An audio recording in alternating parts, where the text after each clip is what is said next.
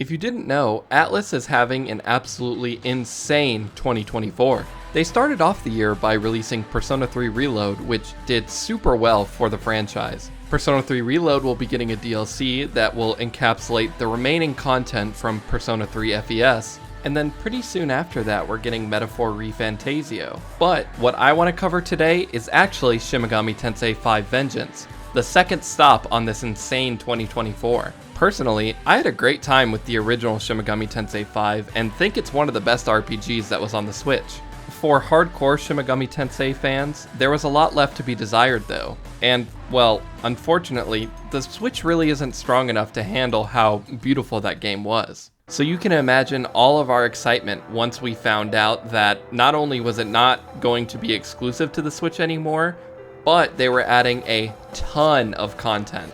A whole new story route, tons of ways to hang out with your demons, and many others. In this video, we'll be going over my general thoughts of Shin Megami Tensei 5 Vengeance so far, as well as discuss some of the more daunting parts of the series. I know there's a lot of fans out there of Persona that want to get into the series, but find it a little scary to jump into.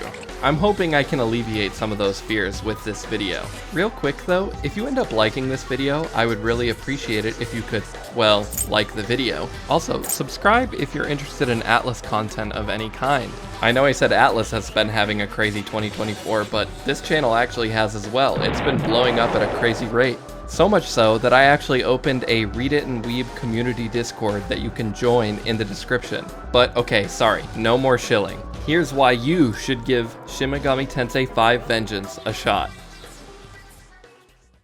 First, I think the most important thing to point out is that Persona and SMT are pretty different. A lot of fans of SMT probably hear that and go, well, no duh. But I think it's important to point out because of the origin of Persona. If you didn't know, Persona actually started out as a spin-off of SMT. Persona 3 really started to split away from the Shin Megami Tensei name by adding social links and the calendar system. These two features will go on to really set apart Persona from Shin Megami Tensei, but also all other RPGs in general. A lot of Persona fans also love the story of the games. I mean, they are role-playing games after all. I think SMTVV's story is also very good, but I will say it is more lore-based than it is something like Persona that's more in your face. There's a lot of NPCs and interactables that will help you piece together the story that this world has been through. I think most people when they play Persona games will look up a guide on how to get the true ending, because usually the bad ending means that you just messed up somewhere. Whereas SMTVV is more, you don't have a bad ending, it's just basically where you align. A lot of the characters fall on an alignment chart, and they will present you with ideals that go down their path, whether it be chaos, neutral, or order. In Persona games, I feel like I'm playing as a character in the story, whereas the choices you get to make in Shin Megami Tensei 5 Vengeance allows me to feel like it's really me. Your choices in Persona can lead to your playthrough being cut short, whereas in Vengeance, it allows you to explore the ideas that you hold dear. If you boot up SMTVV for your first time, you'll probably recognize a lot of these characters from the Persona games. That's because the demons are the shadows from Persona. In Persona, the shadows manifest as these ideas of humanity, and that's why you see things like mythology and other creatures and beasts from wherever in the world. But in SMT, they are the real deal. Since we're bringing along the real Artemis or any other crazy important person in mythology, obviously they're gonna have a little bit more personality. That's where demon negotiation and the demon haunts come in. Now, if you've played Persona 5, you're actually probably pretty familiar with demon negotiation. It's the part of the combat where you ask the demon to join you. SMT is a bit more notorious for having some unhinged dialogue though that I think you'll find very funny. These demons will also put you up to challenges or have you take quizzes for them to join you. There's a big highlight on the demons in SMT 5 Vengeance because at the core of the series, demon negotiation is what set it apart from RPGs in the past. But the other place where you can really see these demons shine are the demon haunts, as I mentioned earlier. Basically, demon haunts allow you to hang out with your demons in a new way.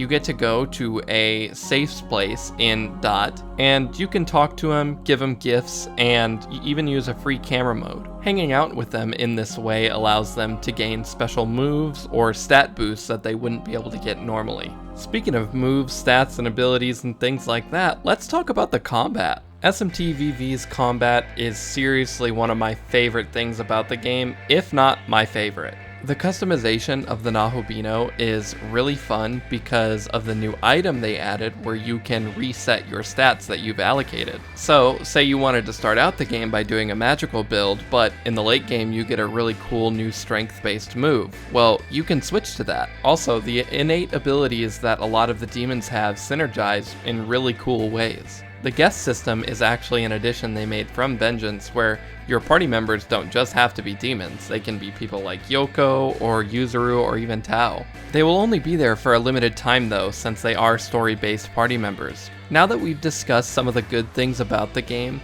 let's get into some of the things that might be hard to overcome as someone new to the franchise. I think SMT has this stigma that it is a very, very, very difficult game. And while that might be true for some of the other ones, SMT_VV is actually on the easier side for SMT, but also RPGs in general. Don't get me wrong, the game will catch you off guard with some enemy that has some crazy combo they can do, but with how easy it is to level up in Vengeance, you really shouldn't be having too much trouble. But again, you're completely valid if you do, it's your first SMT game. And there are difficulty settings if it does get too hard. I will add on to this though that in my personal journey of playing Atlas games in general, it always feels like the fan base tells you the one that you haven't played is the hardest one yet. And then there's the argument of, are RPGs even hard when you can just grind and get over leveled, but that's a discussion for a different video. The other thing that some people have a problem with is actually something I kind of alluded to earlier. The storytelling in this game is very open to interpretation of what's going to happen, and your morality plays a big part in it. The two most important characters in the universe of SMT_VV feels like it's, well, you and the world. The problem with this though is that these characters that they want us to love kind of fall short compared to the setting and the main character. I personally don't see this as a problem because I really love the storytelling of this game and kind of piecing together everything. But if people were expecting a narrative that is more linear and not so much surrounded around exploring the world, I can completely understand. But that's gonna be it from me. I just want to thank you all for watching, and don't forget to like the video and subscribe to the channel if you're interested in more. I know this video was more targeted at people who are new to the franchise, especially Persona fans, but I am currently working on a big video at the end of the year about SMT, so if you're a fan, I hope you'll stick around for that. I'll also be making a Metaphor ReFantasio video later in the year, so hopefully you'll look forward to that as well. But anyways, once again, I hope you enjoyed the video, and I hope you have a good rest of your day, night, afternoon, whatever. Bye!